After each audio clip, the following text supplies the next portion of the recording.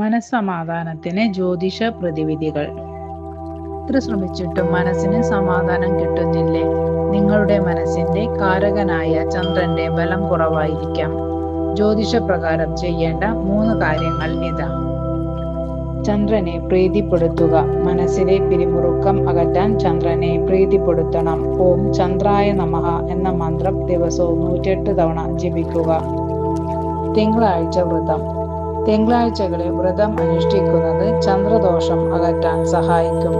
കൂടാതെ ശിവക്ഷേത്രത്തിൽ പാൽധാര നടത്തുന്നത് മനസ്സിന് വലിയ ശാന്തത നൽകും.